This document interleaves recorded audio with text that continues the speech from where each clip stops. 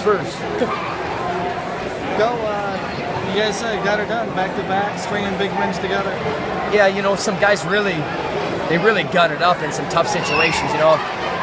Coming off that break, and they had a little bit of momentum, and they have a guy ranked against one of our freshmen who we think a lot of. The best thing that he did is he's up 3-2, and he scored a takedown with 30 seconds left. I love that because that's what's going to move him from being maybe 8th, 7th, 8th in the nation to be able to be one of the best guys in the country. So that was great. And then Caldwell really, man, he gutted up big time. Holy cow. That was great for him and a huge confidence booster. And then Loader gets a pin and, just kind of set things off.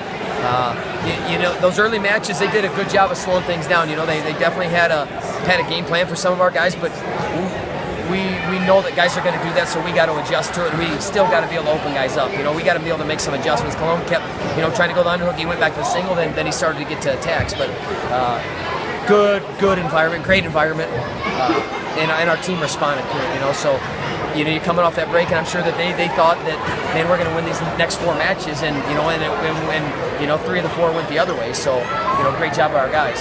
I mean, how much did you guys talk a lot about that? Because those were probably 2 swing matches. You come out 65, 74. Well, every match is important, though. When you only have 10 opportunities in a dual meet, every match is important. But anytime when you have a guy ranked maybe ahead of you or close to you, those are huge matches for down the line. Those are huge matches for the MAC tournament.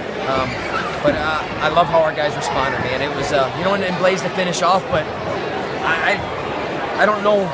We got to see more attack out of him because that's what's gonna make him really blow heavyweights out of the water. So I'm being hard on him, but he got to win tonight. But he can widen it a lot more, and so can some of our other guys. For 5 minutes, Caldwell basically only had a reversal go his way, and then everything went his way in the third. What changed?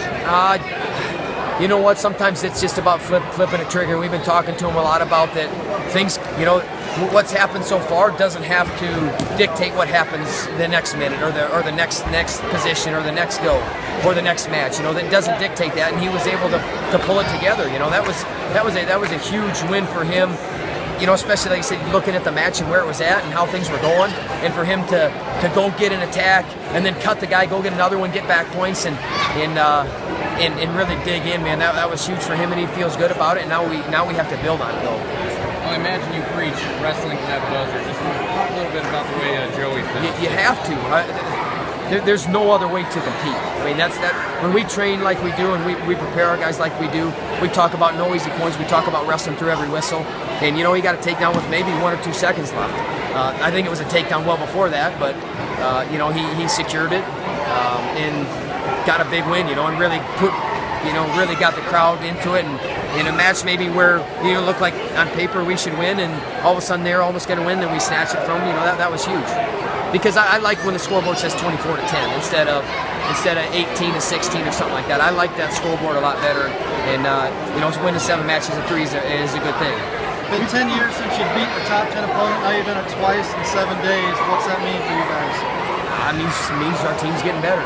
We're not where we want to be, but I tell you what, our guys are feeling it right now. When they step out there and compete, they believe that they're going to be able to wrestle and beat anybody, and it's taken till now to get to that. But I mean, you can see them feeding off each other, and it's just kind of we talked about turning the snowball into avalanche, and you can make it an avalanche, but we got to continue to do the right things. And really, what I've been talking to our guys is focus on the process. Focus on the process. That's what we've done since I got the job, and we continue to focus on the process. The results are going to continue to happen for us, and we look forward to next week, and we look forward to the MAC tournament, and obviously the national tournament. But I like where our team's at right now. I like what's going on. I love having an atmosphere like this and people talking about you and I wrestling. Our guys have earned that, and now we got to keep earning that, though. You guys, you talk about the environment and the atmosphere. This certainly isn't your most state-of-the-art facility. What made you want to wrestle duels here, though? Look at the history, though.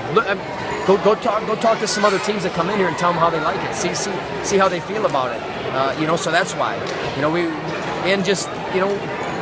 Man, the history. I can't tell you how much history is in this building. They actually won a national title in 1950 in this building. We train here. We're comfortable here. Our guys love it, and the fans maybe their butts aren't real comfortable, but as far as the atmosphere and the energy that you feel, I don't think you can go someplace else and get there. I've been in some pretty good arenas, and this one feels as electric and as exciting as any I've been in. So that's why we like it here. What if you keep cranking out top 10 wins and there's Well, a line out the door? That's what we want. That's what we've worked to do. You know, if we can get 6,000 at every meet for McLeod, then we'll go there. But you know, to have 2,000 or to have 3,000 over there or to have 2,200 packed in here, I'd rather have that. You know, but let's just keep getting better. If we get better, then you know what? Then we will move over there and we'll have that place packed. You're able to. You talked a little bit about scoring in short time, but it seemed like there were a lot of matches that you guys were able to win in the third period. You know, Joey, Cody, even Blaze at heavyweight. What's that say about the team? It just says that they're able to keep their hands on the wheel. You know, some things aren't going their way. They're able to keep their composure and focus because there's still time on the clock. We still have to be able to wrestle because, I mean, we've all seen guys win in the last seconds. We've all seen things happen. So the way that we give ourselves the best chance to win and to widen the gap on guys is to wrestle every second. And then, you know, when our opponents know that that's going to happen, then they have to prepare that way. You know, well, damn, I know I'm going to have to be ready to wrestle 7 minutes on these guys, and it tends to wear on guys. You know, I think it's just our guys keeping our composure and talking. We talk all the time about recovering faster than our opponent, and you know, the walk back to center, that breath, recovering faster than our opponent. In some of those situations, we did it.